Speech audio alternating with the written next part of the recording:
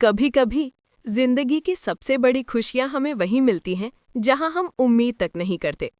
एक छोटे से गांव में रहने वाला गरीब किसान रघु, जिसने एक घायल हिरन की मदद की, उसे क्या पता था कि वो हिरन कोई साधारण जानवर नहीं बल्कि जंगल का रक्षक आत्मा है। रघु एक सीधा साधा किसान था। सुबह सूरज निकलने से पहले खेतों में जाता और शाम होते ही थका हारा लौट आता। उसकी झोपड़ी टूटी फूटी थी, लेकिन दिल बड़ा था। बीमार पत्नी सरिता और छोटा बेटा मोहन ही उसकी पूरी दुनिया थे। रघु हर दिन ईश्वर से यही मांगता कि हे भगवान, बस इतना दे दो कि मेरा परिवार 2 वक्त की रोटी खा सके। एक दिन जब रघु खेत से घर लौट रहा था तो उसे जंगल से कराहने की आवाज सुनाई दी।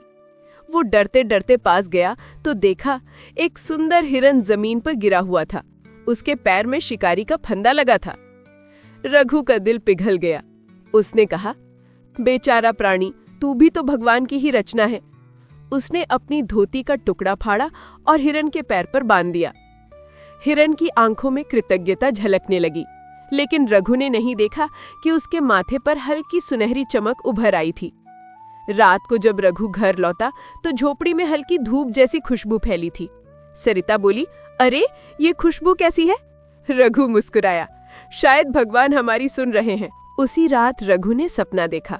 वहीं हिरन उसके सामने खड़ा था, लेकिन इस बार वो बोल रहा था, रघु, तुमने बिना स्वार्थ मेरी मदद की है।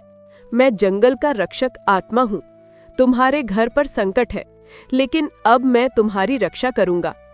कल सुबह सूरज उगने से पहले जंगल की पुरानी बावड़ी पर जाना।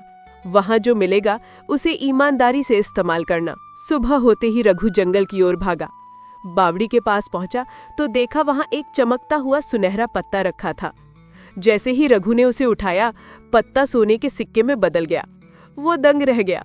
हे भगवान, ये कैसा चमत्कार है? धीरे धीरे रघु का जीवन बदल गया। उसने खेत सुधारे, पत्नी का इलाज कराया, बेटे को पढ़ाई में लगाया। पर उसने कभी किसी को ये बात नहीं बताई, क्योंकि उसे हिरन की बातें याद थीं।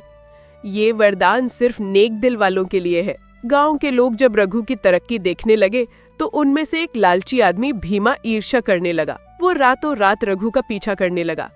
एक दिन उसने देखा कि रघु फिर से जंगल जा रहा है। वो भी चुपके चुपके पीछे गया। रघु जब बावड़ी पहुंचा तो फिर से वही सुनहरा पत्ता उसके सामने चमका। रघु ने श्रद्धा से सिर झुकाया और बस एक पत्ता लिया, लेकिन भीमा ने ये देख लिया और अगले दिन अकेले ही वहां पहुंच गया।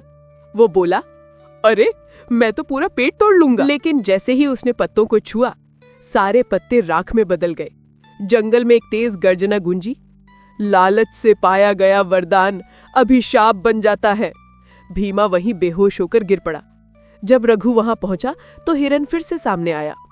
उसकी आंखों में दुख था। हिरन बोला, रघु, इंसान का असली मूल्य उसके दिल की सच्चाई में है, ना कि सोने चांदी में।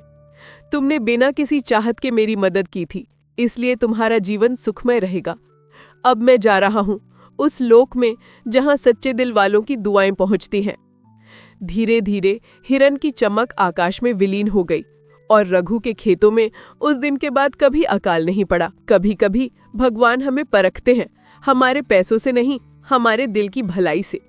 रघु ने एक घायल हिरन की मदद की थी, पर दरअसल उसने अपने भाग्य को जगाया था।